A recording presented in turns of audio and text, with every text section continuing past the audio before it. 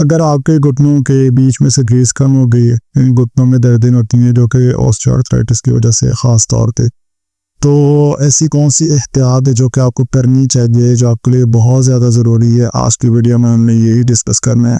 आप अगर कुछ गलतियां होती हैं अगर वो करते रहें, उसकी वजह से ये होता है कि अगर आपके घुटनों के बीच में ग्रीस कम है और वो थोड़ी है, यानी बहुत ज़्यादा स्पीड से कम नहीं हो रही, तो अगर आप ये एहतियात नहीं करते तो वो जो स्पीड है आपको घुटने ख़राब होने की वो ज़्यादा तेज़ हो जाती है। इसी चीज़ को हम अपनी वीडियो के अंदर डिस्कस करेंगे।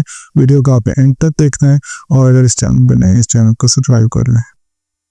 मेरा नाम डॉक्टर मोहम्मद फैसल है और मैं इस चैनल के ऊपर इस तरह के इंफॉर्मेटिव वीडियोस लगाते रहता हूँ। आज हमारा जो टॉपिक है वो ये है कि घुटनों की ग्रीस का जो प्रॉब्लम है, जिन भी लोगों को है वो कौन सी ऐसी गलती करते हैं, कौन सी ऐसी एहतियात है जो नहीं करते जिसकी वजह से उनके घुटने बहुत ज़्यादा ख़राब हो जाते हैं। बेसिकली होता है ये कि अभी ये इस इमेज को देखें और इसको देखें, दोनों में आपको क्या डिफरेंस नज़र आ रहा है। अब ये जो इमेज है इसके अंदर मुझे ये नज़र आ रहा है कि ये जो हमारा यहाँ पे ब्लू कलर का जो नज़र आ रहा है, ये जो कार्टिलेज है यानी घुटनों के बीच में जो रबर है, ये बिल्कुल सही, यानी ये हमारा हेल्दी जॉइंट है, बिल्कुल ठीक जोड़ है। लेकिन जैसे जैसे हमारी उम्र ज़्यादा होती जाए, जब हम एहतियात नहीं करते हैं और अगर दर्द भी हो तो उसका चेकअप नहीं कराते और फिर भी उसी दर्द के साथ ही फिरते रहते हैं, तो उससे नुकसान ये होता है कि हमारी हड्डियाँ यानी ऊपर वाली हड्डी और नीचे वाली हड्डी ये आपस में रगड़ती रहती हैं। इनकी रगड़ की वजह से ये कुछ इस तरह की नोकदार हो जाती है। इनके नोकदार होने की वजह से ये जो बीच का जो रबड़, जिसे हम मेडिकल के अंदर कार्टिलेज कहते हैं या जिसे आम जुबान में लोग घुटनों की ग्रीस कहते हैं, ये घिस जाता है। इसके घिसने की वजह से ये नोकदार ज़्यादा हो जाता है। अब ये नोकदार किस तरह से होता है? नोकदार तब होता है जब हमारे घुटनों के बीच में ये जो कार्टिलेज है, ये जो ग्रीस है, ये जो ब्लू कलर का आपको नज़र आ रहा है, ये जब घिस जाए, हम फिर भी चलते रहें, फिर भी मूवमेंट्स करते रहें और इसके अलावा हम अपने घुटनों को मोड़ते रहें, इसकी वजह से हमारे घुटनों के बीच में इस तरह से जो टक टक की आवाज़ें आती हैं, इन दोनों की रगड़ की वजह से, इन हड्डियों की रगड़ की वजह से हमारे फिर यहाँ पे दर्दें आती हैं और ये नोकदार हो जाती है, हड्डी नोकीली हो जाती है और ये आप एक्सरे के ऊपर भी नज़र आती है। कुछ इस तरह से हो जाता है कि आपका ये जो हड्डी देख रहे हैं पीछे, ये जो आपको वाइट कलर का नज़र आ रहा है यहाँ पे, ये तो हो गया कार्टिलेज, ठीक है। लेकिन ये जो पीछे आपको हड्डी नज़र आ रही है, देखें इसकी शेप कितनी अच्छी है।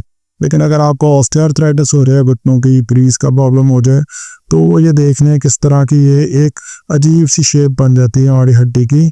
और जब हम अपने एक्सरे वगैरह करवाते हैं, एक्सरे के अंदर कुछ इस तरह से शो होता है, वो कुछ ऐसे है कि अब ये नॉर्मल जॉइंट है। अब नॉर्मल जॉइंट में देखें तो हमारे घुटनों के बीच में अच्छी खासी एक स्पेस है, खला है पड़ा, ऊपर वाली हड्डी और नीचे वाली हड्डी के बीच में अच्छा खासा खला है। तो जब ये हिलेंगी, ऊपर वाली हड्डी और नीचे वाली हड्डी जब आपस में हिलेंगी, जब हम चलेंगे तो जोड़ हिलेगा ना, ऊपर वाली हड्डी और नीचे वाली हड्डी हिलेगी, तो इसमें बीच में खला है, जिसकी वजह से जब भी ये मूवमेंट करेंगे तो इनके बीच में रगड़ ही नहीं आनी। क्यों? क्योंकि अच्छा खासा हमें स्पेस भी है, स्पेस के अंदर हमारे पास कार्टिलेज भी है, ग्रीस भी है, जिसकी वजह से जब हम मूवमेंट करेंगे तो इसमें से टक टक की आवाज़ें भी नहीं आएंगी, ये रगड़ेंगे नहीं। जब रगड़ेंगे नहीं तो आवाज़ें भी नहीं आएंगी किसी भी किस्म की। लेकिन जब हमें हो जाए ना ऑस्टियोआर्थराइटिस, यानी घुटनों में ग्रीस का प्रॉब्लम हो जाए, फिर कुछ इस तरह का इशू हो जाता है, लाइक हमारे घुटनों के बीच में से ऐसे स्पेस बिल्कुल ख़त्म हो जाती है, लॉस ऑफ स्पेस हो जाती है। अक्सर लोग भी को आगे कहते हैं कि सर घुटनों के बीच में से घुटनों के बीच में खला आ गया, यानी कि खला ख़त्म होता है, खला आता नहीं है, ठीक है। अभी ये जो देख रहे हैं ना आप, ऊपर वाली हड्डी और नीचे वाली हड्डी दोनों के बीच में से गैप ख़त्म हो गया। अब अगर मैं अपने घुटने को मोड़ूंगा तो क्या होगा?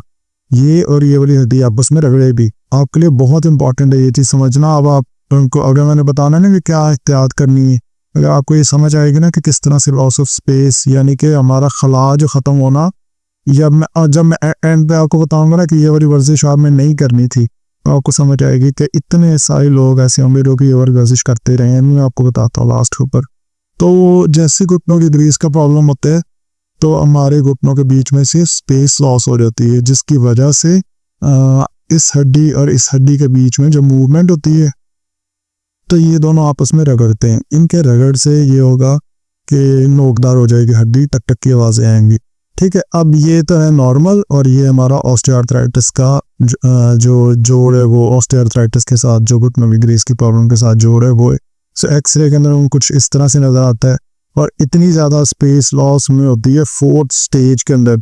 स्टेजेस वाली वीडियो के अंदर मैंने आपको समझाया था कि किस तरह से देखते हैं कि आपको कौन सी स्टेज है। अगर आपने वो वीडियो नहीं देखी तो आप चैनल के ऊपर देख सकते हैं, घुटनों की क्रीज का एक्सरे किस तरह से देखना है।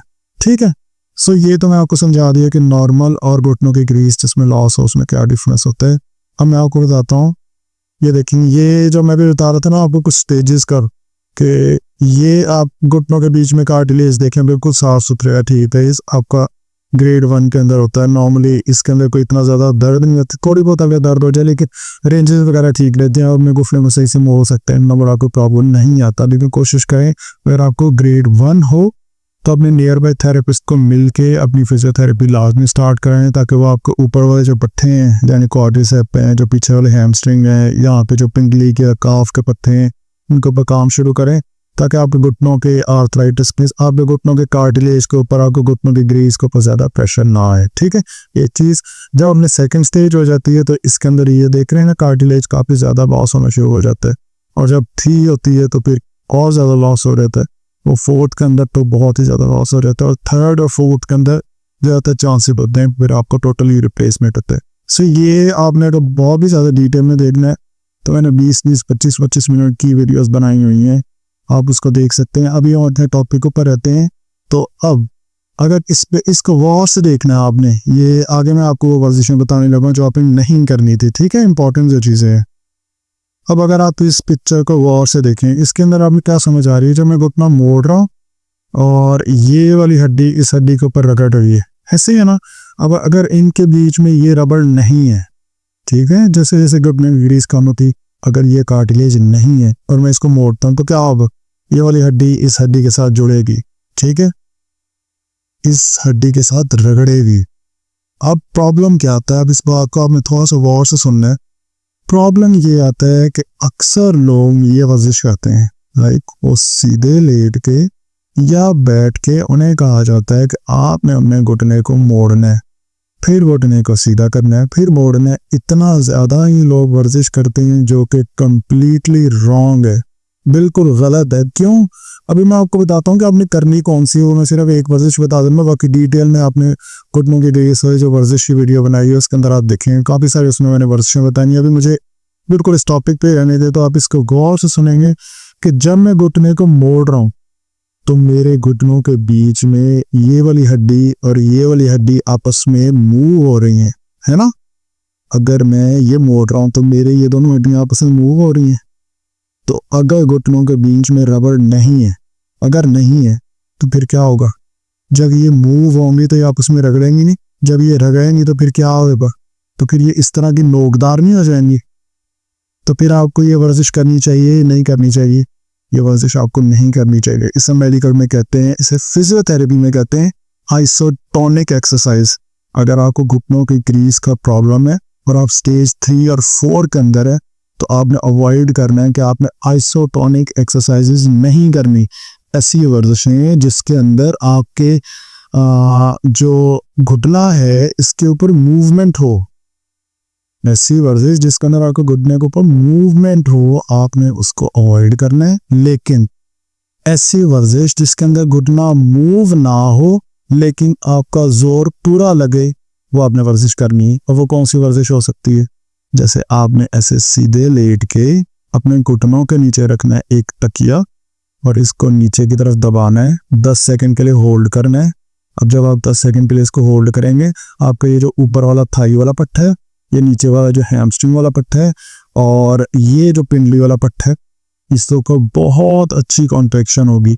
अब इसमें अगर आप गौर करें तो क्या आपका घुटना इसके अंदर मुड़ रहा है, इकट्ठा हो रहा है, बिल्कुल भी नहीं हो रहा। ये वो पोजीशन है, ये वो एक्सरसाइज है जिसे हम मेडिकल में और फिजियोथेरेपी में कहते हैं आइसोमेट्रिक एक्सरसाइज, यानी ऐसी वर्जिश जिसके अंदर मूवमेंट ना हो लेकिन आपका जोर पूरा लगे। घुटनों की क्रीज की प्रॉब्लम के साथ जितने लोग हैं उन्हें चाहिए कि वो घुटनों की आइसोमेट्रिक एक्सरसाइजेस करें, ना कि वो आइसोटोनिक एक्सरसाइजेस करें। लेकिन अगर आप ये वर्जिशें करते हैं आइसोमेट्रिक एक्सरसाइजेस, यानी वो वर्जिशें जिसके अंदर आपके घुटनों की मूवमेंट नहीं हो रही बट जोर आप पूरा लगा रहे हैं। आप ये वर्जिश कुछ अरसे तक करते हैं, लाइक आपने 1 महीना की, 2 महीने की, इससे आपके ऊपर थाई वाले पट्टे, नीचे हैमस्ट्रिंग वाले पट्टे, पिंडली वाले पट्टे, ये अगर अच्छी खासी इसमें स्ट्रेंथ आ जाती है, अच्छी खासी इसमें ताकत आ जाती है, उसके बाद कुछ अरसे के बाद आपने ये वाली वर्जिश स्टार्ट करनी है, बट फुल रेंज नहीं करनी, यानी पूरा इकट्ठा नहीं करना, बिल्कुल हल्का हल्का सा करना है, ताकि हमारे घुटनों की हड्डियां जो आप उसमें रगड़े ना। एक चीज। दूसरा, कुछ लोग होते हैं जो आपको रिकमेंड करेंगे कि आप अपने पाँव के साथ पाँव लटका के बैठें और पाँव के साथ वजन बांध लें और वो नीचे की तरफ हो जाएगा, फिर आप अपने घुटने को ऊपर करें, नीचे करें। उससे ये होता है कि आपके घुटनों के बीच में आ जाती है यहाँ पे स्पेस। इस जगह पे अगर आप यहाँ पे देखें तो मोस्ट ऑफ द टाइम हमारे जिनको घुटनों की ग्रीस का प्रॉब्लम हो, वो स्टेज 3 और 4 में हो, तो उनके घुटनों के बीच की जो स्पेस है वो लॉस हो जाती है। जब हम टांगे लटका के बैठते हैं और अपनी पाँव के साथ कोई भी वेट बांध लेते हैं, तब उससे ये होता है कि आपके घुटनों के बीच में आ जाता है खला, थोड़ी स्पेस आ जाती है जब आप वेट बांध लेते हैं। फिर आप जब ये घुटने इकट्ठे करने और ये वर्जिश करते हैं, यानी बैठ के अपने घुटने इकट्ठा करते हैं, सीधा करते हैं, तो उसमें काफ़ी ज़्यादा चांसेस होते हैं कि आपका घुटना रगड़ता नहीं है आपस में। बट जिनको ग्रेड 3 और ग्रेड 4 का ऑस्टियोआर्थराइटिस हो, यानी कि इतना ज़्यादा उनकी घुटनों में ग्रीस कम हो गई हो, मैं रिकमेंड करूँगा कि आपने वेट बांध के भी उस तरह की वर्जिशें ज़्यादा नहीं करनी, आपने सेफ एक्सरसाइजेस करनी है। उनमें सबसे टॉप पे आपके लिए आइसोमेट्रिक एक्सरसाइजेस है। सो अगर आपको कोई क्वेश्चन है नीचे आप कमेंट्स में पूछें। अगर आप डिटेल में देखना चाहते हैं कि घुटनों की ग्रीस के लिए कौन कौन सी वर्जिशें करनी है, इसको मैंने पूरी आधे घंटे की वीडियो बनाई है बड़ी डिटेल से, आप देख सकते हैं। इस वीडियो के एंड पर पिन कर दूंगा और नीचे डिस्क्रिप्शन में भी लिंक दे दूंगा। और अगर आप देखना चाहते हैं कि घुटनों की ग्रीस के लिए कौन से खाने खाने चाहिए, कौन सी ग़िज़ा खानी चाहिए, उसका भी मैं लिंक नीचे डिस्क्रिप्शन में भी दे दूंगा और वीडियो के एंड पर पिन कर दूंगा। अगर आपको कोई क्वेश्चन है नीचे कमेंट्स में पूछें। चैनल पर नए चैनल को सब्सक्राइब करें। Thank you so much for watching this video.